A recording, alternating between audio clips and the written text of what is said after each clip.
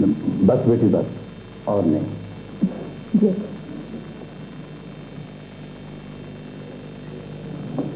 आज उमा की क्लास नहीं है क्या?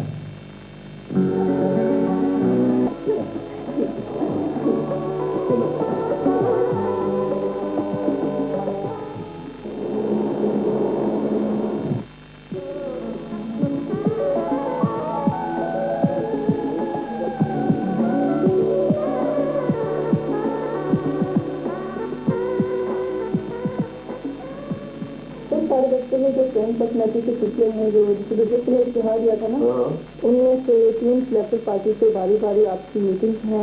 फिर एक मिनट, ये मिस्टर बटर से हैंडल नहीं करना था इसको। सर उन्होंने खुद आपसे रिक्वेस्ट की थी और इन तीनों को भी उन्होंने ही सिलेक्ट किया है। अब वो अच्छा ठीक है, मैं उनसे मिल लूँगा। और सर 11 बजे निजारदा खाने की मीटिंग है और 2 बजे आपको साइड जाना है और 3:30 बजे सुहानी साहब के कमरे की छुट्टी में मीटिंग है। हाँ ठीक है। और कुछ? हाँ सर, आखिरी अपॉइंटमेंट डॉक्टर वॉजिया से है 5 बजे। हाँ आई रिमेंबर दैट। अच्छा ठीक है, हैंडल है।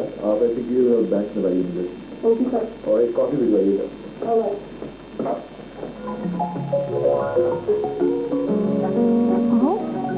5 बजे।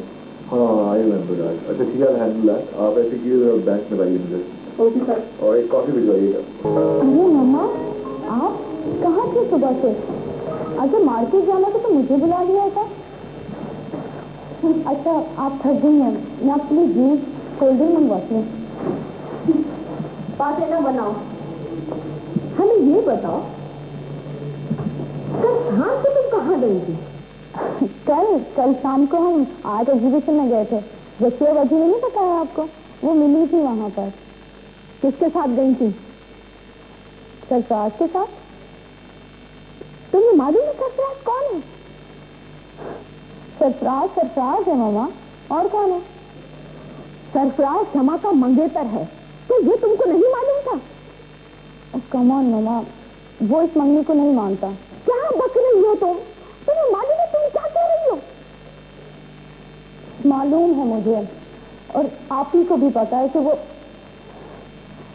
देखो मामा, सरफराज आप ही को पसंद करता है, उसकी बहुत इज्जत करता है, लेकिन वो उससे शादी नहीं करना चाहता।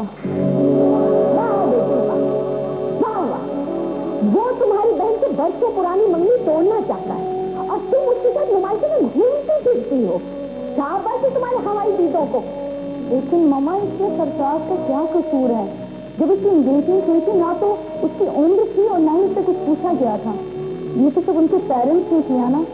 तो अब क्या वो वालिदैन को खुश करने की कोशिश कर रहा है?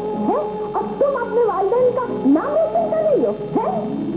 मामा, आप समझती नहीं है। आपको पता है कि वो हमेशा से अमेरिका में रहा है, वहीं पर पढ़ा है, और वो क्या जानेंगे रुआ के चक्कर। वैसे भी वो बहुत समझदार है, ब्रॉड माइंडेड है।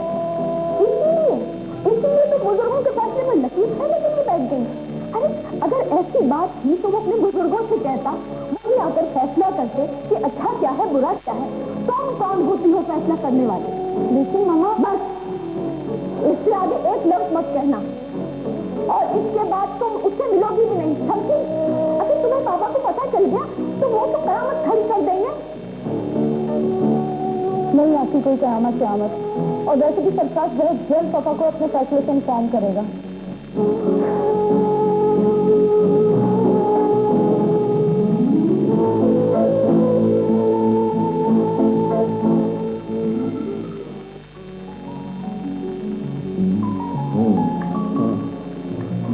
एक बात है, कई बात खाना घर पे खाओ ना तो बनी खाने का खाना भी अच्छा लग जाता है। राजन, मैं तो इतने दिनों में वाली खाने खा रहा हूँ कि अच्छे गुजरे की पहचान ही खत्म हो गई। वैसे ऐसा रहा तो चाची को तो बहुत आराम रहा करेगा। बेटा एक बार तुम्हारी चाची आ जाए तो देखना उसे कितना आराम मिलेगा। अरे तो बात नहीं है, तुम शादी कब करेगा? तुम कैसे हो जाओ और कंपनी का चार्ज संभालो। भाई सुबह आपको मेरा ख्याल तो आया। क्या सरफराज मियाँ, कि सब चीजें हैं मेरे पास, बस एक वक्त ही नहीं। कई दफा इतनी मसरूफियत हो जाती है कि जब घर वापस आता हूँ और देखता हूँ आमिर को, तो शौक में चला जाता हूँ कि इतना बड़ा हो गया। मतलब भाईजान, मुझे आपसे एक जरूरी बात करनी है। अच्छा,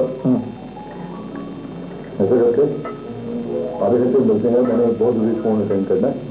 कॉफी भी चाहिए। ओके ठीक है, मैं तो भी बजाने खत्म करता हूँ। ओके बिल्कुल, अगर चाहते हैं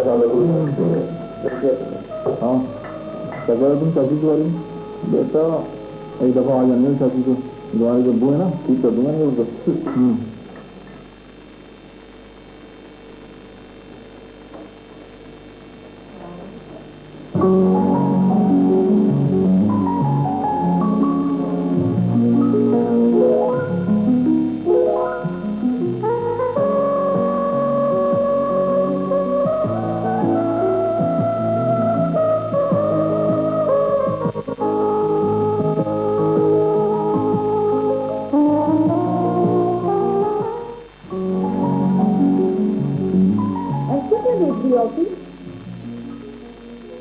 देख रही हूँ कि तुम्हें बड़ी हो गई है, लेकिन किस हरकत की बात कर रही थी?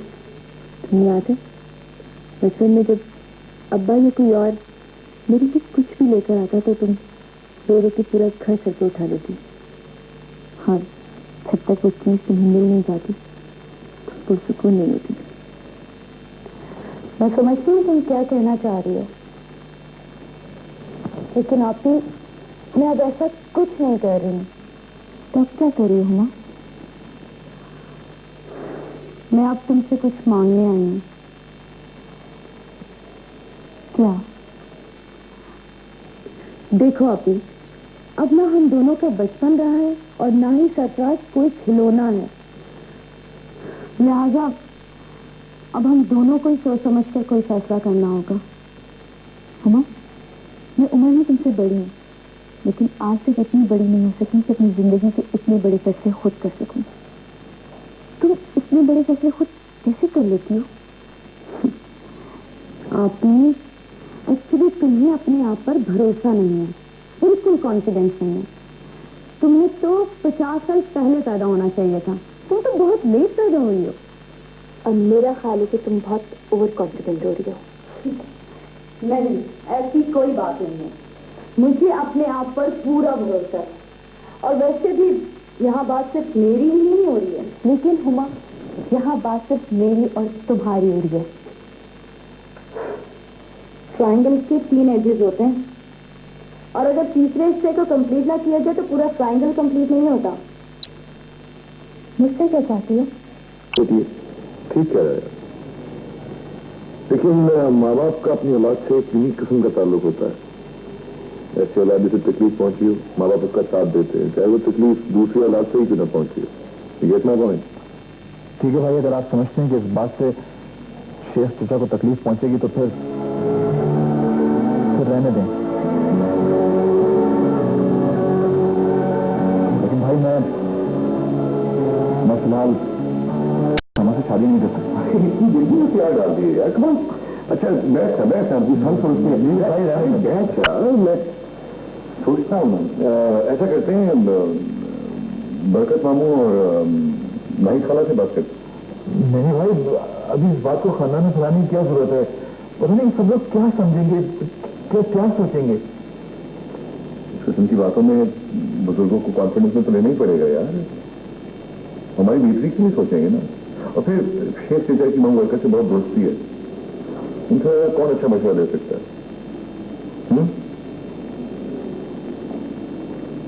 अच्छा छोड़ दे यार, cheer up, not the end of the world यार, ठीक हो जाएगा सब।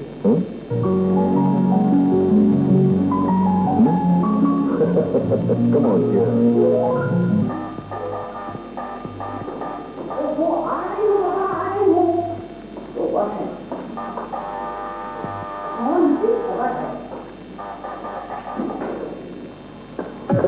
अस्सलामुअलैकुम। देखा ना कैसा आराम कर दिया मैंने आपको जल्दी वापस आके।